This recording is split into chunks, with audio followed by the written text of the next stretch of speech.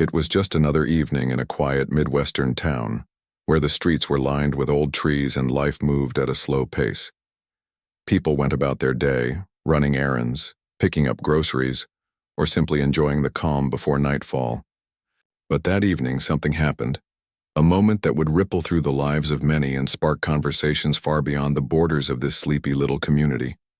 Officer Kane, a veteran cop who had been on the force for over 2 decades, sat in his patrol car sipping coffee as he listened to the radio crackle with updates. He wasn't new to the job. In fact, he prided himself on being one of the most experienced officers in the department. Over the years, he'd built a reputation for being tough, but efficient. However, behind closed doors, there were whispers. Whispers about how some of his decisions seemed to target certain groups more than others. None of these whispers ever stuck because they were hard to prove, and Kane always insisted he was doing what any officer would do under similar circumstances. That evening, the dispatcher's voice came through the radio, breaking the monotony. "We've got a report of a suspicious person near the convenience store on Elm Street. Description: tall, dark clothing, possibly armed." It wasn't much to go on, but it was enough for Kane. Grabbing his hat, he started the engine and headed toward the location. When he arrived, the parking lot looked empty except for a few cars scattered around. As he scanned the area, his eyes landed on someone standing near the entrance of the store. She was tall, wearing a black coat, holding a grocery bag, and glancing at her phone every now and then. To Kane, she matched the vague description perfectly. Without hesitation, he stepped out of his car, hand resting casually on his holster as he approached her. The woman turned when she heard footsteps behind her. Her expression shifted from surprise to confusion as Kane barked, "Ma'am, can I see your ID?" The tone of his voice made her freeze for a second. She was clearly taken aback, unsure why she was being questioned so aggressively. "Is there a problem, officer?" she asked, trying to stay calm despite the tension in the air. Kane didn't answer right away. Instead, he studied her face, looking for signs of guilt, or whatever it was he thought he might find.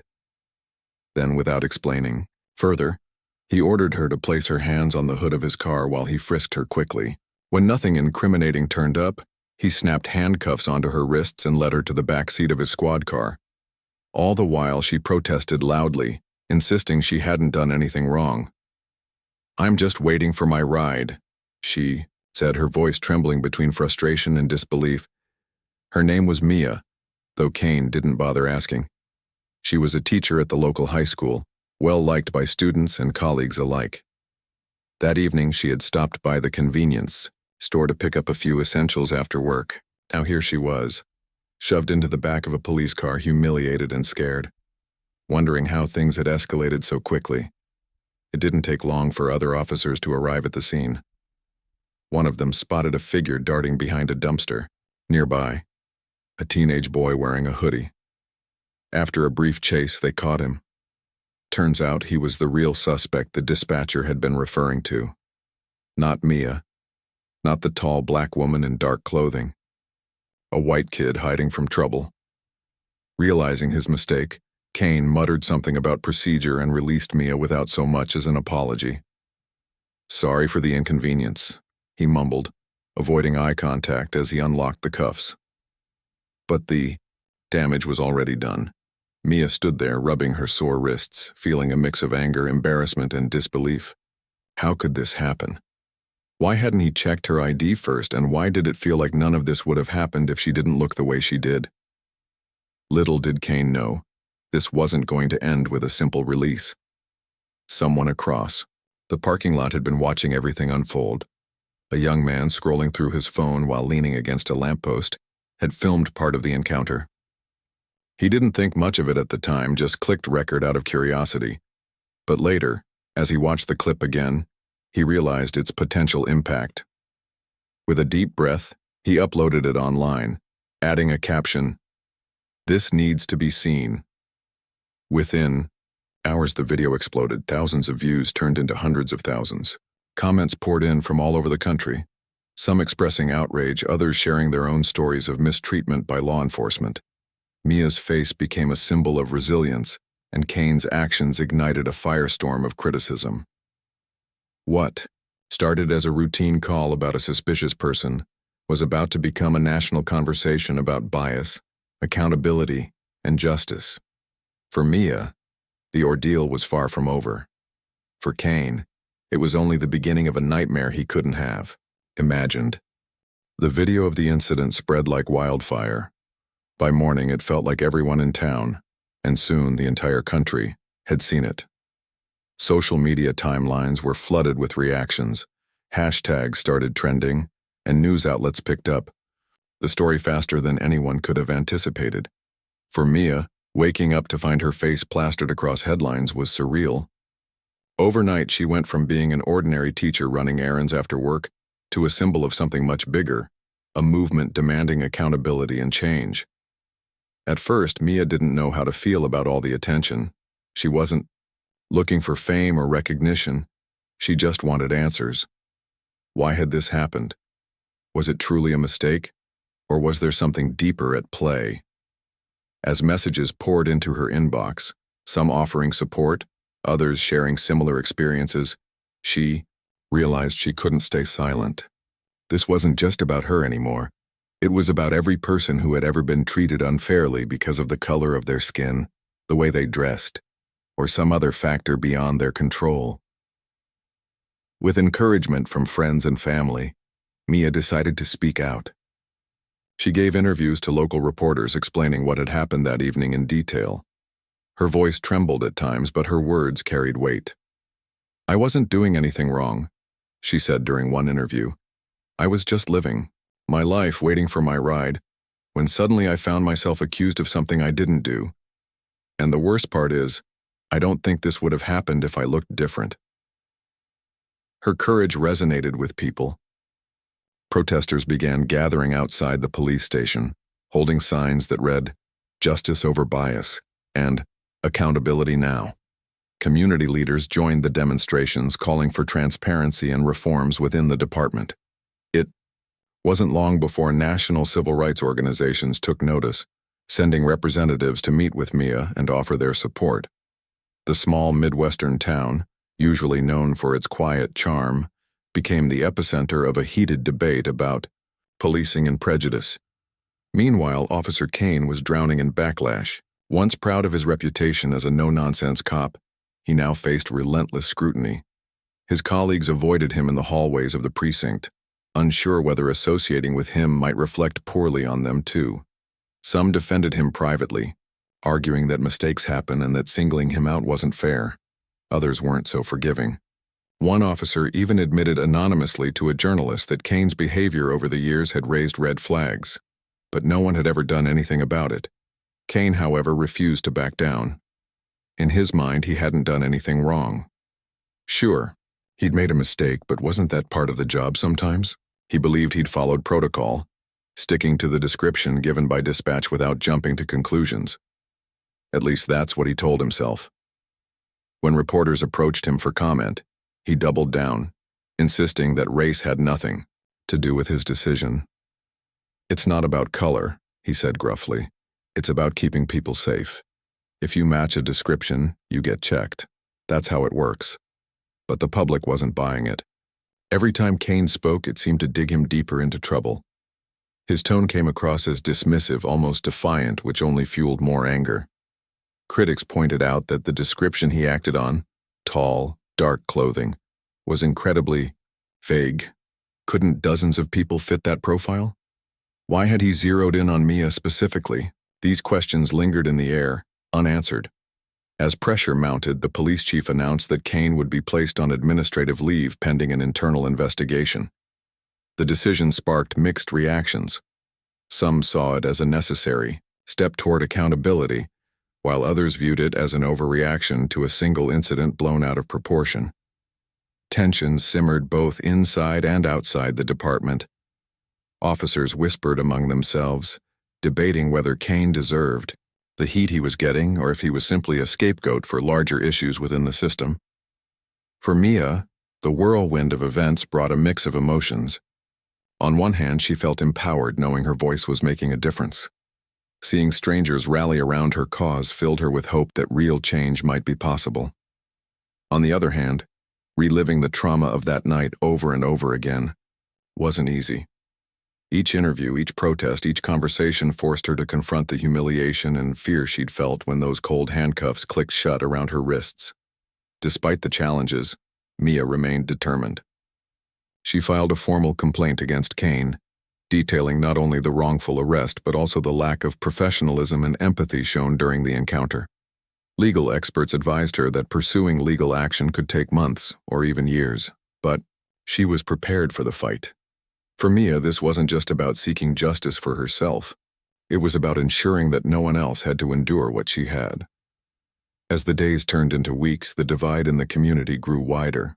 Supporters of reform organized rallies, drawing crowds of all ages and backgrounds. Opponents argued that the protests were unfair, claiming that Kane was being vilified for doing his job. Local businesses displayed signs either supporting Mia or defending law enforcement, depending on where they stood. Conversations at dinner tables, coffee shops, and school board meetings revolved around the same question: what should be done? Amidst the chaos, Kane retreated further into isolation. Once a familiar face around town, he now avoided public spaces, fearing hostile stares or comments. Friends stopped inviting him to gatherings, and even his own family struggled to defend him. Behind closed doors, he spent hours watching news coverage, growing increasingly frustrated as commentators dissected his actions. He couldn't understand why everyone was making such a big deal out of one mistake. Didn't they realize how hard it was to make split-second decisions under pressure? What Kane failed to grasp, however, was that this wasn't just about one mistake. It was about patterns of behavior that many believed reflected deeper biases within the system. And as the investigation into his conduct continued, those patterns would come under intense scrutiny, threatening to unravel not only his career, but also the fragile trust between the police department and the community it served. Little did anyone know, the fallout was only beginning. The town had always been peaceful, the kind of place where neighbors waved hello and kids played freely in the streets. But now, it felt like a battlefield. The incident with Mia and Officer Kane had torn the community apart, splitting it into two camps that barely spoke to each other. On one side were those who believed Mia's story and saw her as a symbol of resilience, a woman standing up against injustice. On the other side were those who thought Officer Kane was being unfairly targeted, defending him as someone just doing his job. The divide ran deep, cutting through families, friendships, and even local institutions. At the center of it all was the protest movement. What started as a small group of activists holding signs outside the police station quickly grew into something much larger. People from neighboring towns began showing up, carrying banners and chanting slogans. Civil rights leaders traveled from across the state to lend their voices to the cause, delivering powerful speeches about equality and reform.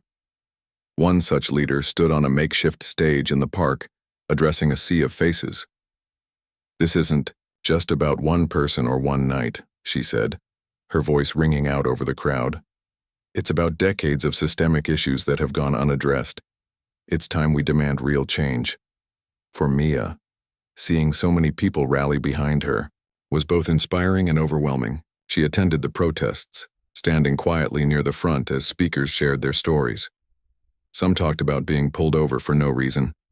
Others described being watched suspiciously while shopping, or followed by security guards simply because of how they looked. Each story added another layer to the growing call for justice, reminding everyone present that this wasn't an isolated issue. It was a pattern, but not everyone agreed. Across town, a counter-protest formed, made up of residents who felt Officer Kane was getting a raw deal.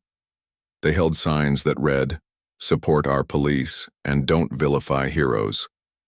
Many argued that policing was a tough job and that mistakes happened sometimes. "If we start punishing officers every time they make an error, who's going to protect us?" One man shouted during a heated exchange with a protester. The tension between the two groups grew palpable, with arguments breaking out almost daily. Even within households, the debate raged on. At the local diner, where folks usually gathered for coffee and gossip, conversations turned tense. Friends who had known each other for years found themselves disagreeing bitterly. "It's not about race," one man insisted, slamming his fist on the table. "He made a mistake, sure, but why does everything have to be about skin color?" His friend shook his head. "You're missing the point," he replied calmly. "It's not just one mistake, it's a pattern, and patterns matter." Schools weren't immune to the division either. Teachers struggled to navigate classroom discussions without stepping on toes. Parents called the principal, demanding that certain topics be avoided altogether. Meanwhile, students whispered among themselves, unsure whom to believe.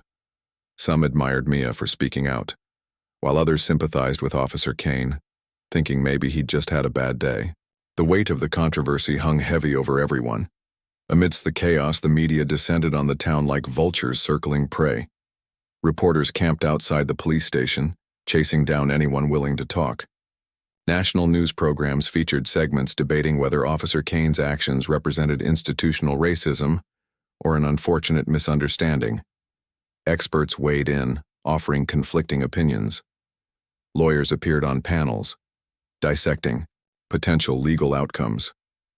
Every angle of the story was analyzed, dissected, and rehashed until it felt like there was nothing left to say. Despite the noise, Mia remained steadfast. She knew the attention could fade as quickly as it came, leaving behind unresolved issues if she didn't push hard enough. So she kept showing up, attending meetings, giving interviews, and meeting with leaders to discuss ways to improve accountability within law enforcement.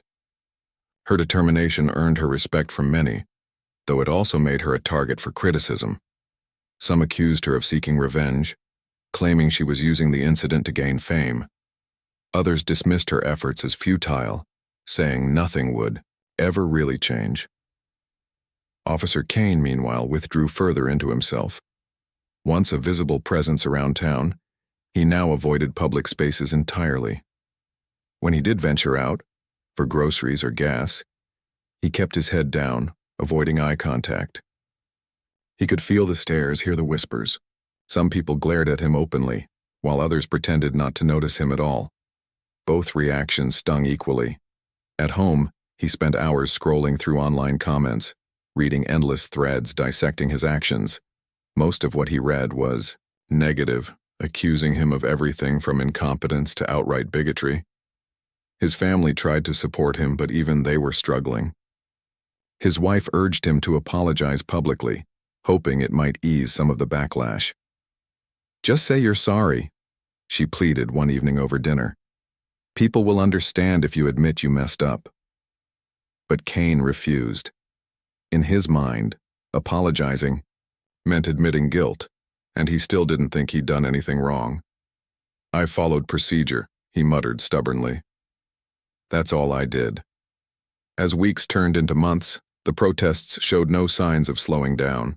Activists organized marches, candlelight vigils, and town hall meetings to keep the momentum going. Local businesses began taking sides too, displaying signs in their windows to show where they stood. Some supported Mia and the push for reform. Others backed the police, urging customers to stand with law enforcement. Even churches got involved, hosting sermons about forgiveness, justice, and the importance of unity. Through it all, the police department worked to rebuild trust, or at least appear as though they were making an effort. The chief held press conferences promising transparency and accountability. Officers participated in community outreach programs, handing out free ice cream at parks and hosting Q&A sessions. But skepticism lingered.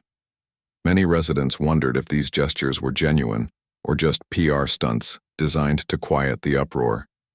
After all, promises of reform had been made before, only to fizzle out once the spotlight moved elsewhere. In the midst of the turmoil, Mia found moments of solace. Her students rallied around her, writing letters of encouragement and drawing pictures of hearts and flowers. Neighbors dropped off meals and offered hugs. Strangers sent messages of gratitude, thanking her for having the courage to speak up when others might have stayed silent. These acts of kindness reminded her why she was fighting so hard, to create a world where no one had to go through what she did. Still, the road ahead seemed long. The internal investigation into Officer Kane dragged on, with updates few and far between. Legal experts warned Mia that pursuing charges could take years, requiring patience and perseverance. But she was ready. This wasn't just about her anymore. It was about sending a message that bias and prejudice wouldn't be tolerated, not in her town and not anywhere else.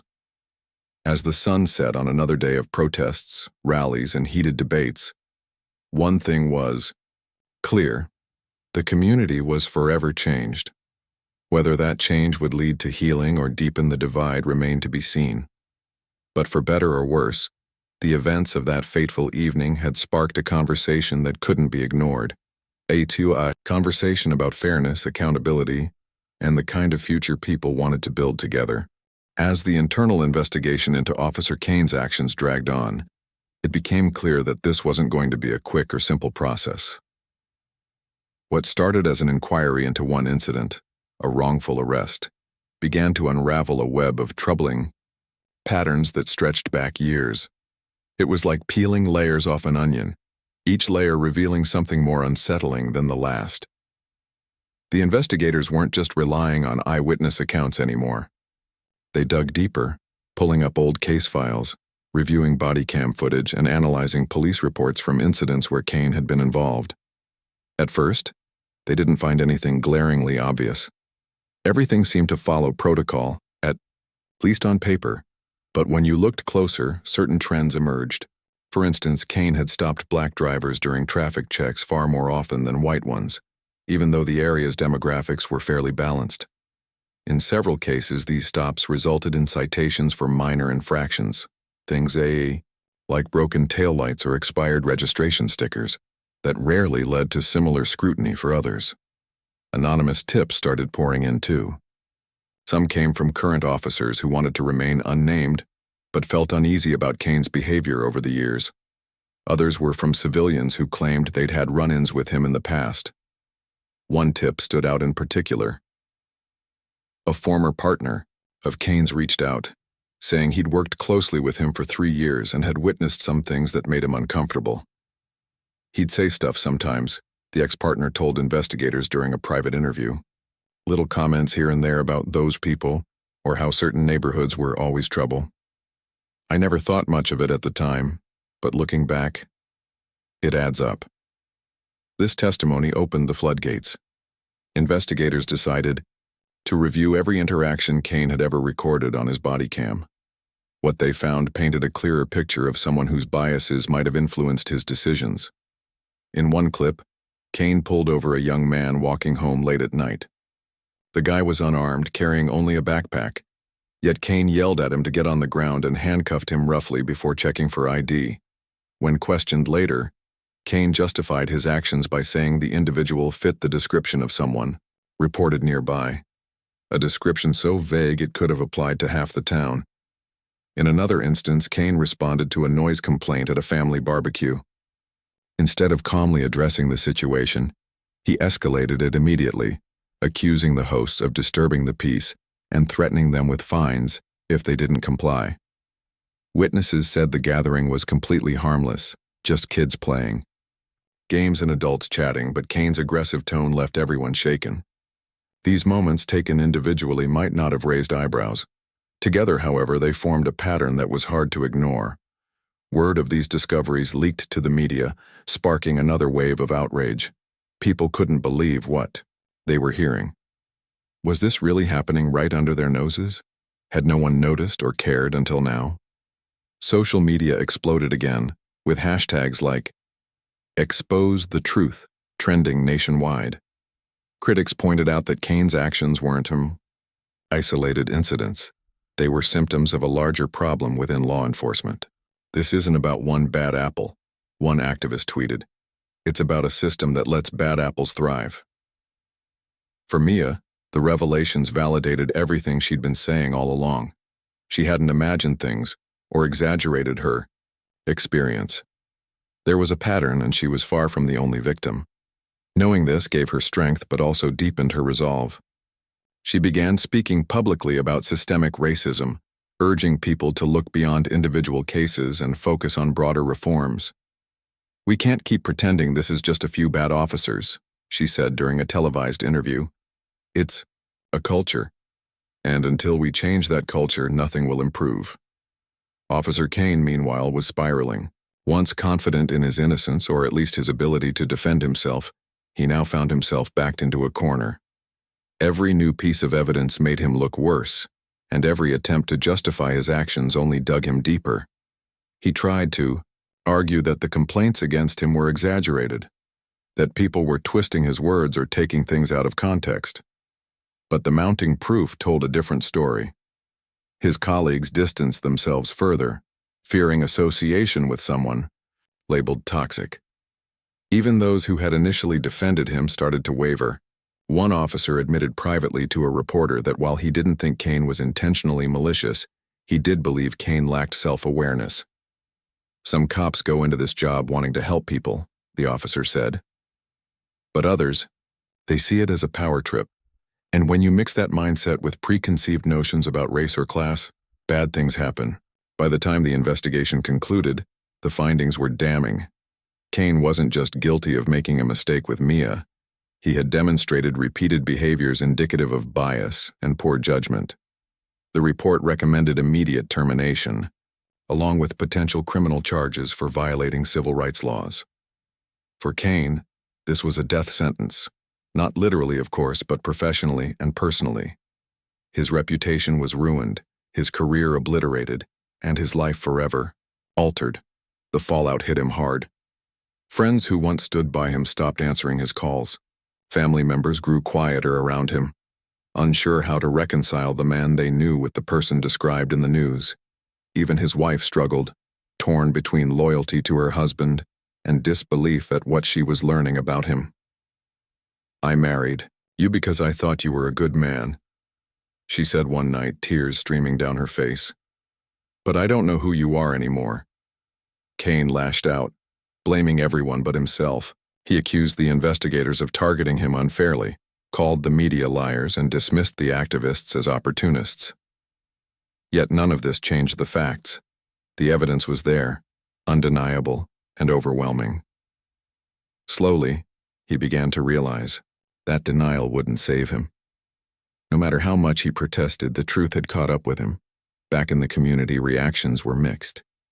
Many celebrated the outcome, seeing it as a victory for accountability and justice. Protesters cheered outside the police station holding signs that read, "Systemic change starts now and no justice, no peace." Others remained skeptical, wondering if firing one officer would truly make a difference. "They'll just sweep it under the rug once the cameras leave," muttered one resident at a local cafe. "Nothing real will change unless we hold the whole system accountable." Amidst the celebration and skepticism, Mia continued pushing forward. She teamed up with lawyers and advocacy groups to file a lawsuit against Kane and the department, seeking damages and demanding policy changes. Her goal wasn't revenge, it was reform. She wanted better training for officers, stricter oversight, and measures to ensure transparency. Most importantly, she wanted to send a message. No one was above the law, not even those sworn to uphold it. As the dust settled, the town began grappling with its identity. Could it heal from this wound, or would the scars linger forever? Only time would tell. But one thing was certain: the investigation had uncovered truths that couldn't be ignored, and those truths would shape the future of the community for years to come. The end of Officer Kane's career came swiftly, almost like a storm that had been brewing for years but finally broke loose. Once stripped of his badge and gun, he became a shadow of the man he used to be, someone who had prided himself on authority and control, now reduced to living in shame. It wasn't just the loss of his job that crushed him. It was the weight of public humiliation, the feeling of being branded as a symbol of everything wrong with law enforcement. Everywhere he turned, people whispered about him, pointed fingers, or avoided him altogether. He went from being respected, or at least feared, to becoming invisible, irrelevant, and despised. At first, Kane tried to fight back. He gave interviews to anyone who would listen, insisting he was being made into a scapegoat. "I didn't do anything different than what any cop would have done," he argued during one particularly heated exchange with a journalist. "If you're going to blame me, then blame the whole system. I'm not the problem here." But instead of rallying support, his words only made things worse. To most people, his refusal to take responsibility sounded defensive and tone-deaf. It felt like he was trying to shift blame rather than owning up to his mistakes. Every time he spoke, it seemed to dig him deeper into the hole he couldn't climb out of. Without his uniform, Kane struggled to find purpose. For over 2 decades, his identity had been tied to being a police officer. Now, without that role, he felt lost. He applied for jobs at local businesses, but no one wanted to hire him. Not after the headlines and hashtags that followed his name everywhere. Eventually, he resorted to taking odd jobs under the table, working as a handyman or doing odd repairs around town. Even then, he kept his head down, avoiding eye contact with customers for fear they might recognize him. Some days he wondered if leaving town altogether might be the only way to escape the constant judgment. His family bore the brunt of his downfall too. His wife grew quieter, retreating into herself as she wrestled with conflicting emotions. On one hand, she still loved her husband and believed he wasn't inherently evil. On the other hand, she couldn't deny the evidence piling up against him. Their arguments grew more frequent, often ending in tears. "Why won't you just say you're sorry?" she begged him one evening, frustration bubbling over. "Maybe if you apologized, people would forgive you. Maybe we could start over." But Kane refused. In his mind, apologizing meant admitting guilt, and he still clung to the idea that he hadn't done anything wrong. Their kids suffered too. At school, classmates teased them relentlessly, calling their dad racist or corrupt. Teachers tried to intervene, but the damage was already done. The children withdrew, skipping playdates and avoiding conversations about their father. One day, his teenage son came home visibly upset after another kid mocked him during lunch. "Why does everyone hate us?" the boy asked through tears. Kane didn't have an answer. All he could do was sit silently, staring at the floor, overwhelmed by guilt and helplessness.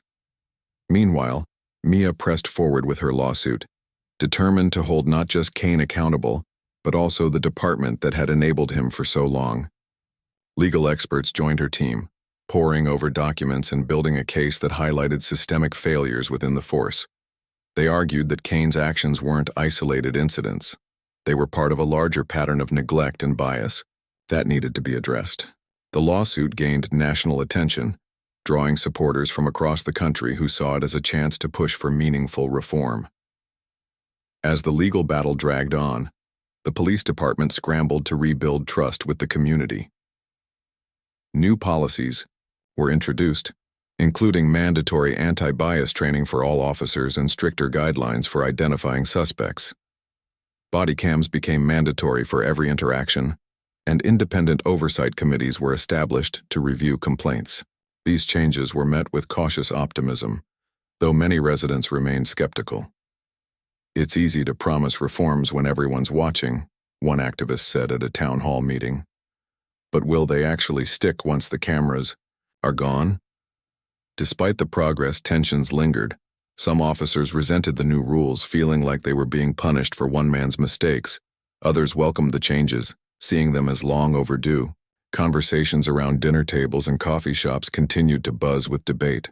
Was this enough? Would it make a difference? Or was it simply window dressing designed to placate critics? For Mia, the fight took its toll. Reliving the trauma of that night over and over again in court hearings and depositions was exhausting. There were days when she questioned whether it was worth it, if pursuing justice was worth the emotional toll it demanded. But every time doubt crept in, she remembered why she started this journey. She thought about the messages she received, from strangers thanking her for standing up, the parents who told her they hoped their children would grow up in a fairer world because of her courage. That kept her going, even on the hardest days. Officer Kane faded further into obscurity. Rumors occasionally surfaced about him attempting to clear his name, writing letters to editors, reaching out to lawyers, but none of it amounted to much. Most people had moved on, focusing instead on creating a better future rather than dwelling on the past. As for Kane, he spent his days in quiet despair, haunted by the choices he'd made and the life he'd lost. In the end, his downfall served as a stark reminder of the consequences of unchecked prejudice. It wasn't just about one man's mistakes, it was about how those mistakes reflected broader issues within society. And while firing Kane might not fix everything, it sent a powerful message. Accountability matters. Justice matters. People matter. The town slowly began to heal, though scars remained. Protesters gathered less frequently, replaced by community meetings focused on collaboration and growth. Activists worked alongside law enforcement to build bridges and foster understanding. Change wouldn't happen overnight, but for the first time in months, there was hope. A fragile, flickering light guiding the way towards something better. And, through it all, Mia stood firm, a beacon of resilience and determination. She knew the road ahead would be long, but she also knew she wasn't walking it alone. Together, step by step, the community was learning to confront its flaws and strive for fairness. Because sometimes the hardest battles lead to the greatest victories. Months had passed since the storm of protests, investigations, and lawsuits began. The town that once prided itself on its quiet charm now found itself forever changed. While some wounds had started to heal, others remained raw and open, serving as reminders of the work that still needed to be done. For Mia, standing before a crowd at a community rally one crisp autumn evening, this moment represented progress, but not perfection. She took a deep breath, looking out at the sea of faces gathered around her. Some were familiar, friends, students, neighbors who had stood by her side from the beginning. Others were new faces, people drawn to the cause by stories they'd read or heard online. They came from different walks of life, united by a shared desire for change. As Mia stepped up to the microphone, the chatter died down, leaving only the sound of leaves rustling in the cool breeze. "Tonight," she began, her voice steady but soft, "we celebrate how far we've come, but let's not forget why we're here to keep pushing forward." Her words hung in the air, heavy with meaning.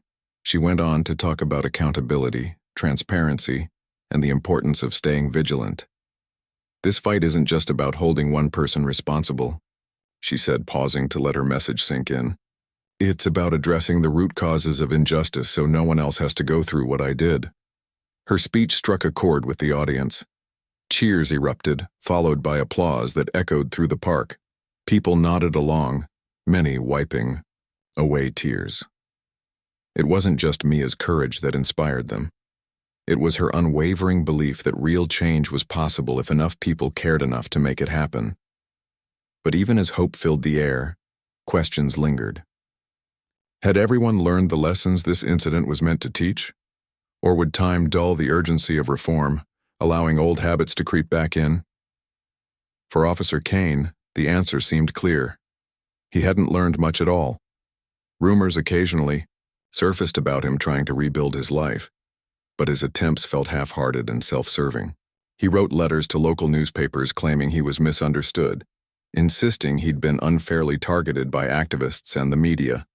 In one letter, he argued that the entire ordeal was blown out of proportion because of cancel culture. Predictably, these statements did little to win back public support. Instead, they reinforced perceptions of him as someone unwilling to reflect on his actions or grow from them. Kane's isolation deepened. Friends and family grew tired of his excuses, and strangers continued to shun him. He worked odd jobs under assumed names, avoiding any connection to his past. Yet, despite his efforts to disappear, reminders of his downfall followed him everywhere. Every news segment about police reform, every social media post about racial justice, it all felt like a personal attack, a reminder of what he'd lost. Some nights he sat alone in his dimly lit apartment, staring at photos of himself in uniform, wondering where it all went wrong. Pride clouded his ability to see the truth, that it wasn't the world that changed. It was him who failed to adapt. Back in the community, the police department worked tirelessly to implement reforms. Officers participated in anti-bias training sessions, learning how implicit prejudices could influence their decisions. New protocols required detailed descriptions before stops could be made, and body cam footage became subject to regular audits by independent oversight committees. These changes weren't perfect, and some officers grumbled about feeling micromanaged. But slowly, trust began to rebuild. Not fully, but enough to show that effort mattered. Residents noticed the shift.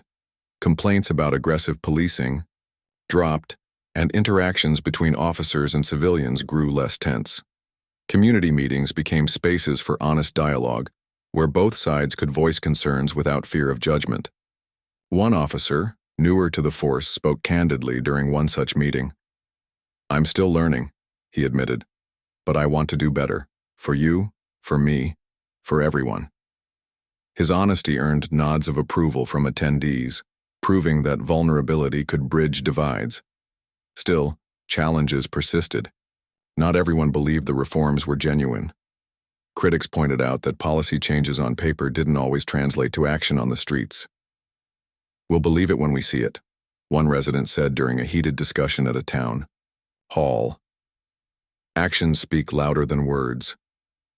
Activists echoed this sentiment, urging the department to remain transparent and accountable long after the spotlight faded. Mia understood the skepticism. She knew that systemic issues couldn't be solved overnight or even in a year, but she also saw glimpses of hope. Young people, inspired by her story, organized workshops to educate their peers about bias and privilege. Teachers incorporated discussions about fairness and equality into their lesson plans. Even local businesses joined the movement, hosting fundraisers and awareness campaigns to support ongoing efforts. As winter approached, Mia reflected on everything that had happened. The wrongful arrest, the protests, the investigation, the lawsuit. It all felt like chapters in a book she never intended to write. Yet here she was, rewriting her story not as a victim, but as a leader. She often thought about Officer Kane, wondering if he ever truly grasped the impact of his actions. Did he understand that it wasn't just about him? That his choices had hurt real people with real lives? One chilly morning, as Mia walked through the park near her home, she spotted a group of kids playing soccer. Their laughter carried across the field, light and carefree. Watching them, she felt a surge of determination. These children deserved a future free from the biases and injustices that plagued previous generations. And while she couldn't fix everything, she could contribute to creating a better world. One conversation, one protest, one policy change at a time. That evening, at a small gathering with close friends, Mia raised a glass. "To progress," she said with a smile. "Not perfection, but progress." Everyone clinked glasses, sharing in the sentiment. Progress wasn't linear, and setbacks were inevitable, but each step forward counted, no matter how small.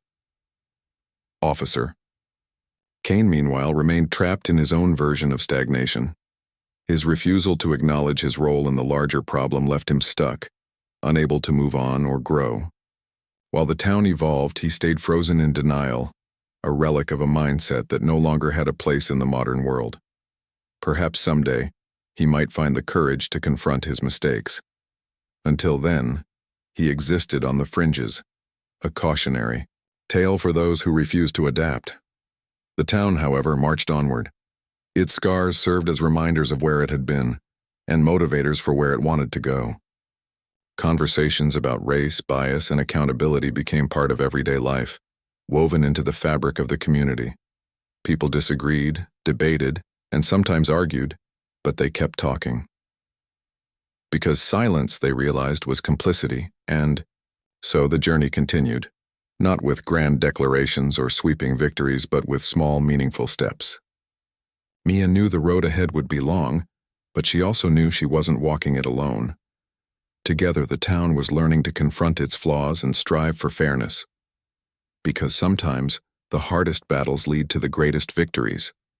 And, in this case, the victory wasn't just for Mia. It was for everyone brave enough to demand a better tomorrow.